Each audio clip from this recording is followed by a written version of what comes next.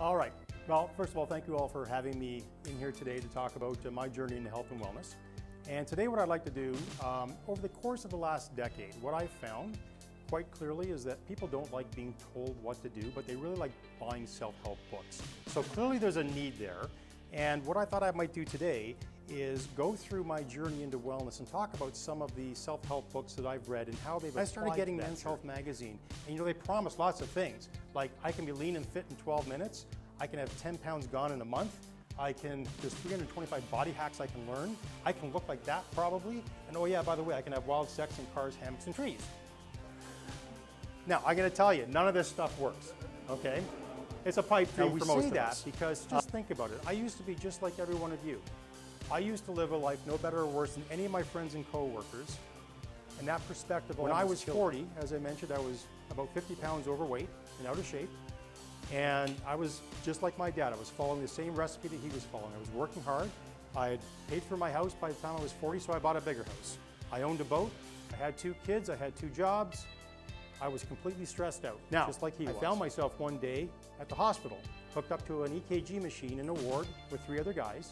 And we all stood there or sat there in our beds with this blank look on our face thinking, how the hell did this happen? I'm 40 years old. I shouldn't be here hooked up to this machine. And then the doctor came in, and the doctor said, Dave, I've got good news and I've got bad news. The good news is you didn't have a heart attack today. The bad news is you almost did. So I've got 2 choices for you. You can either go on heart and cholesterol medication for the rest of your life, or you can choose to lose some weight and get in shape. Now, many of you have read this book. I can see some heads nodding. And I want you to think about this. I've always drawn a parallel between financial investing and physical investing. I thought to myself, what would David Chilton do if he was trying to lose weight and stay in shape for the next 30 or 40 years? David Chilton would do something called dollar cost averaging. I found the closest Ironman to me. That was Ironman Muskoka 70.3.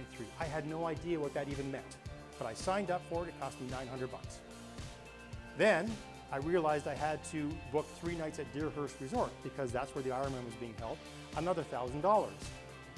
Before you knew it, within 5 minutes I'd spent $2,000 and now I was getting scared. I just realized I'd signed up for an Ironman, but I put my money where my mouth was, and then I called my wife Robin to my office. Now I was a little bit teary-eyed because I was scared at this point. But the thing was, I wasn't more sure if I was scared of the Ironman or that I just spent $2,000 and I hadn't asked my wife first. Something very important came in. Robin came downstairs. I turned the computer around and said, look, I have a new vision. I'm going to be an Ironman. And she looked at me and she said, you're an idiot. But I believe in you, and if that's what you're going to do, and I get to go to Deerhurst for the weekend, I'm in. There with the video camera. He's recording the whole thing. And I'm swimming. And I get about halfway down the lane and I reach up and I grab the wall. And I have one of those oh shit moments.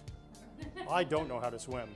What I had done in my pool all those years was not swimming. This is swimming. And my son's there with the video camera going, come on, Dad, you're embarrassing me. And it was an awful moment because I tell you, if I hadn't spent $2,000 and told my wife, and my wife said she believed in me, if I hadn't done that, I would have quit. Because it was that much of a daunting process. And then out of the corner of my eye, I saw something. It was that lady. She was coming at me. And she had that look on her face that my wife gives me all the time. I know what that look meant. You're an idiot.